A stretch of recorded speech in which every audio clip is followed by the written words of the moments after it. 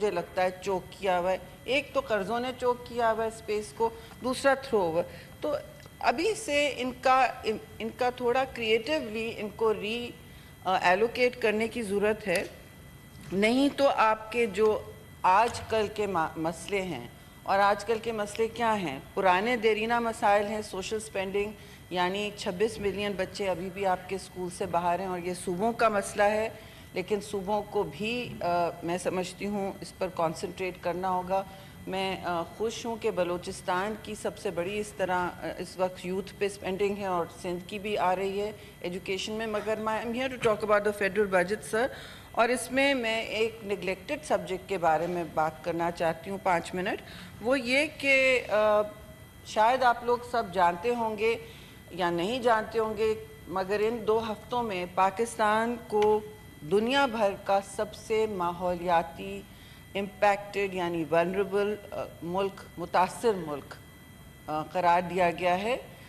Number 1 in the most climate impacted and vulnerable country sir. پہلے کبھی 10 کی list میں ہوتا تھا, 8 میں ہوتا تھا, 2022 میں اوپر چڑھا, ظاہر ہے ان فلڈز کی وجہ سے.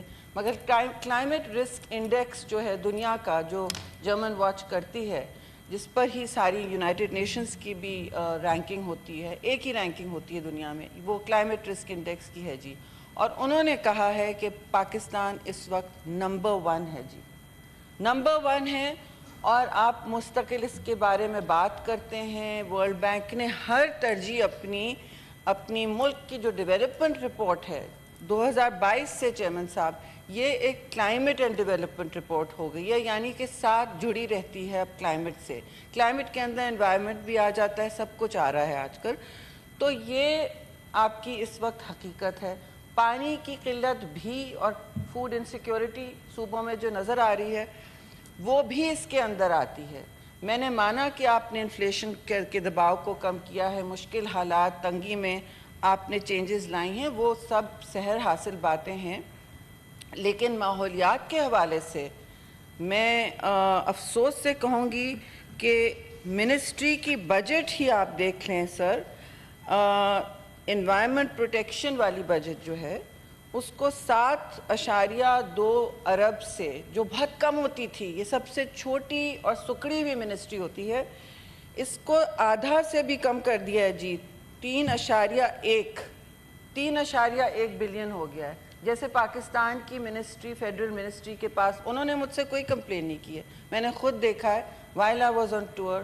اور اتفاق سے میرے ساتھ کلائمیٹ منسٹر بھی تھے حال کے, مصدق ملک, انہوں نے وہ بھی, اب ان کا میں کیا, I don't want to embarrass him, مگر میں نے ان سے پوچھا, کہنے کا جی ایسا ہی ہے, اب آپ بتائیں یہ ہم ان پیسوں کے ساتھ کیا کریں گے. We will start depending more and more on international money. پھر ڈیولپمنٹ پارٹنرز, آپ نے دیکھا ہے دنیا میں کلائمیٹ پہ پیسوں کی انٹرنیشنلی فنڈنگ ایڈ کٹوتی ہوتی جا رہی ہے. سب نے کہہ دیا ہے ہمارے پاس پیسے نہیں ہیں یا کم ہوتے جا رہے ہیں, ایڈ کٹس ہو گئی.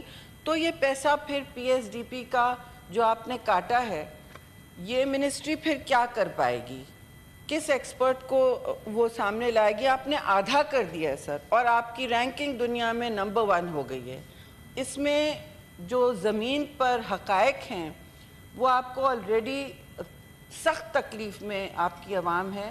کیا ہو رہا ہے, 49 ڈگریز ہو چکی ہے سر. باقی ممالک میں جہاں سے میں آ رہی ہوں 30 ڈگریز پہ, جب 40 کے نزدیک بھی آنے لگتا ہے تھرمامیٹر, نیشنل ایمرجنسی ڈکلیئر کی جاتی ہے, سارا کچھ رک جاتا ہے. وہاں پہ ذرا سا 35 ہو گیا ایمرجنسی.